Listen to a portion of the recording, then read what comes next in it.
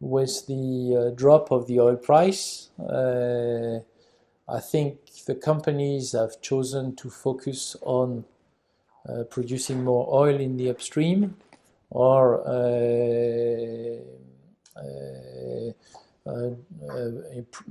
bringing up to speed refineries for the new or the most important products that they want to produce. But I don't think water treatment is as high on the agenda as it used to be 2 years ago. And some legislations in the UAE or in Qatar, for example, that were coming up, whereby water treatment or effluents, industrial effluents, could not be discharged in the sea anymore. Some of these legislation have been somewhat postponed because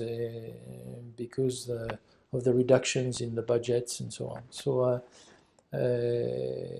because of that, I'm not sure that there will be in the near future a new, I don't know, Pearl water treatment plant with full ZLD.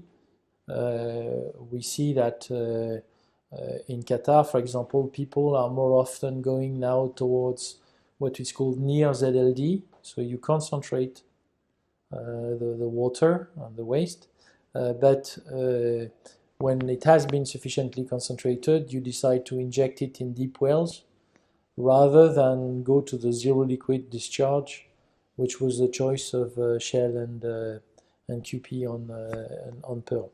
So for that reason, I do not believe there will be in the near future, real isolation of the water treatment plant from the rest of the EPC.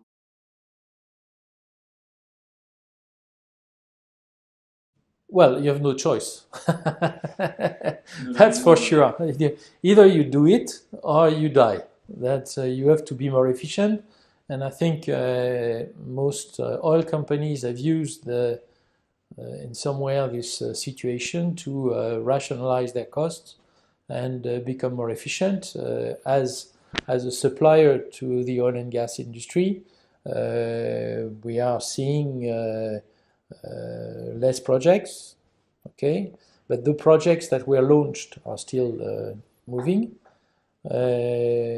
and because there is less projects, there is more competition. Because there is more competition, the prices have gone down, and generally the oil companies have gone back to their suppliers asking for significant discounts on their contracts.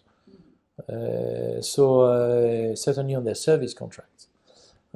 So I believe we have probably hit a bottom in terms of the prices,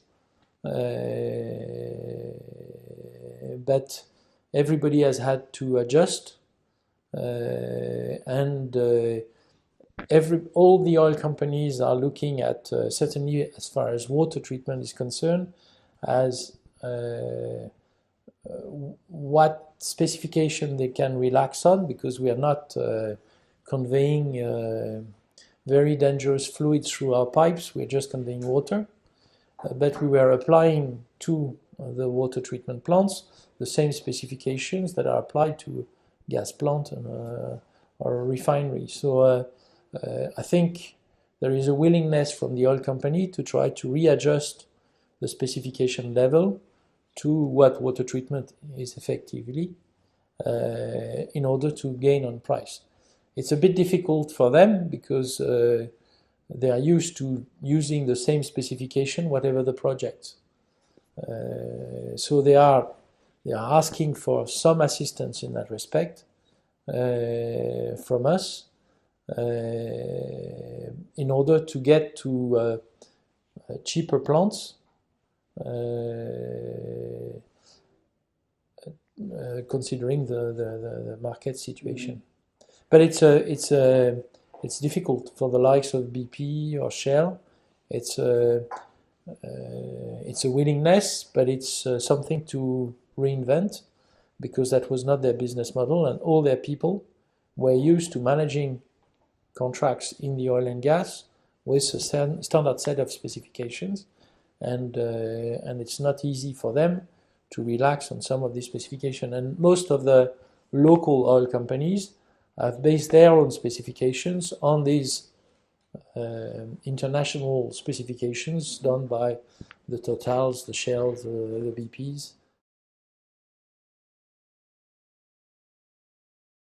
And the Middle East, despite the current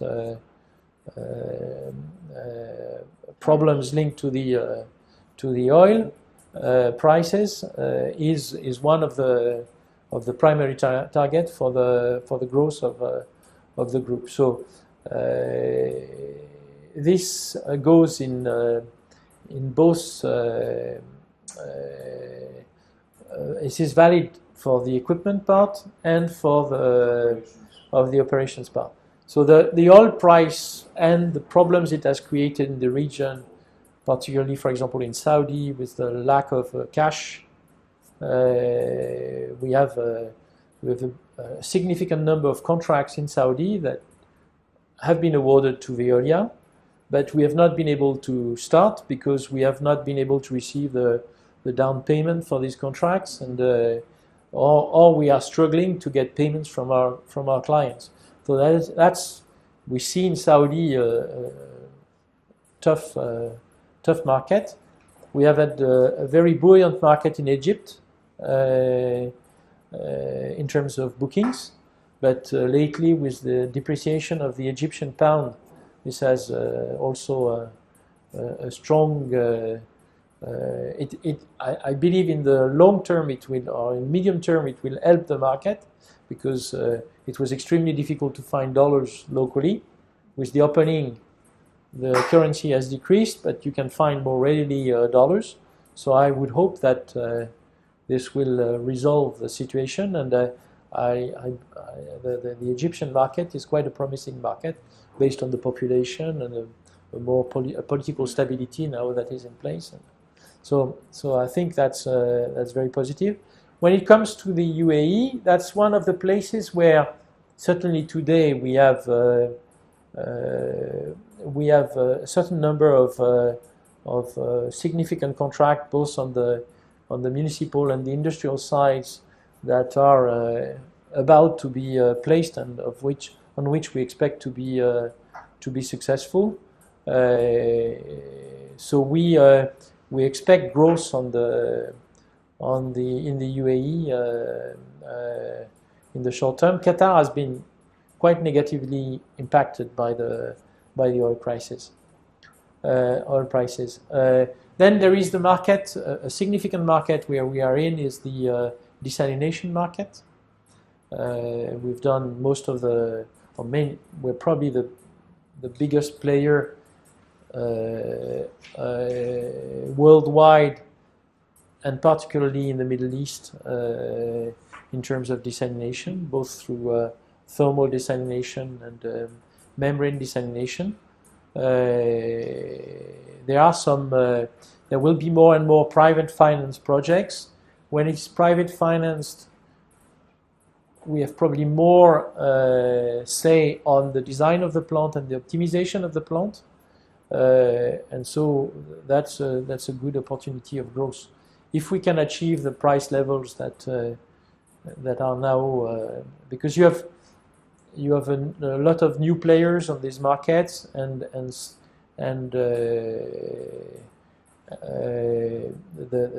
certainly the seawater RO market has become more of a commodity in the latest time. So you have to take big risk on big contracts for very small margin. It's a bit difficult.